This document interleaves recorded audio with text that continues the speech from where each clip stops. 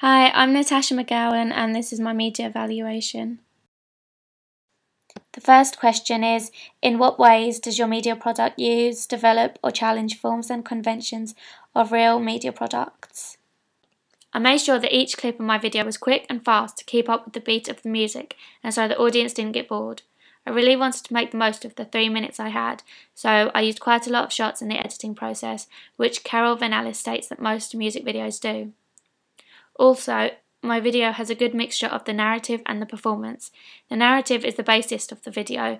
It's a linear story, so it makes sense to the audience, and the chorus and the bridge are both performance, so that it brings the whole video back to the star again to establish herself overall. I chose these costumes because it's something I feel our target audience would wear.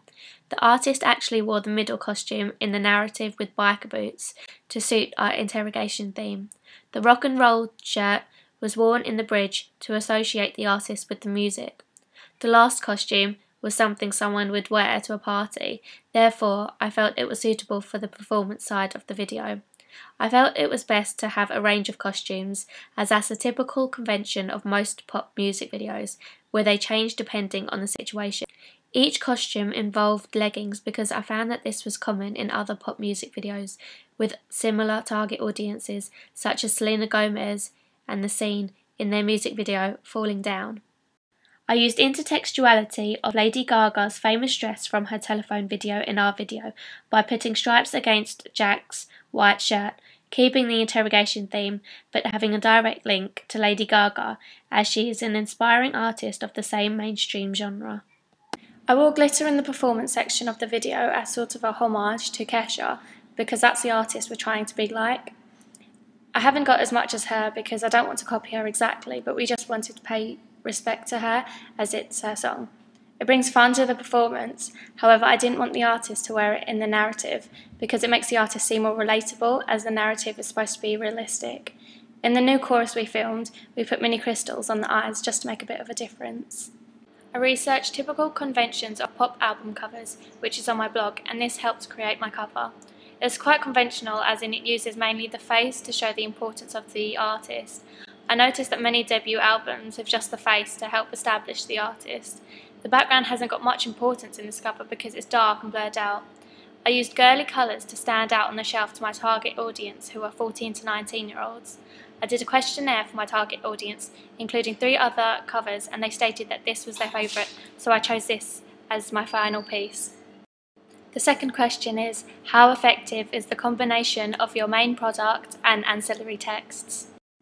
To increase the effectiveness between both ancillary and main media texts, I designed and created a colour scheme that would remain consistent throughout. I chose a colour spectrum ranging from pink to violet, accenting it with red and black. This provided a striking and highly visual media text. I also used the same font so it would be recognisable, and when people see that font, they should think of Violet Row. The website was used to promote the album, which includes my video, so altogether it promotes all of it. I felt it was important to have a MySpace music page so that people are able to listen to her music worldwide. As we know, artists such as the Arctic Monkeys have marketed themselves via viral advertising, and this has proven to be a success. The third question is, what have you learned from your audience feedback? I asked people of my target audience who are aged between 14 and 19 years old.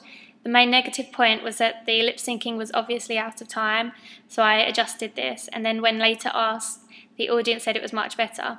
Another negative was that the costume was very samey, so we redid the chorus with another costume that was bright purple to fit in with the theme. People particularly found that the artist was believable, and they said they understood the narrative, and many said that they would watch the video again. I found audience feedback really helpful when creating my album cover, as I made a questionnaire for a few of my target audience to help determine which would be my final artwork. The last question is, how did you use your media technologies in the construction and research, planning and evaluation stages? I used Final Cut for the first time, however I quickly got used to this and found it very useful when creating my video. With Final Cut, we did a preliminary task of Lady Gaga's telephone to get used to the software. However, I also watched YouTube tutorials at home to gain a greater understanding of how to create certain effects. I used Photoshop when creating my album artwork, which enhanced the photography. This also enhanced my banner for my website. I used PhotoBucket to upload the banner onto so that I could use the HTML to upload to the website. I had to make an account to make this possible. I used Google as my main search engine to research for my videos, album artwork and websites. I used an average video camera to film my video, which I had never used before. This was challenging, however I overcame this by taking time to come to terms with the technology. This enabled me to get the best possible results from my camera.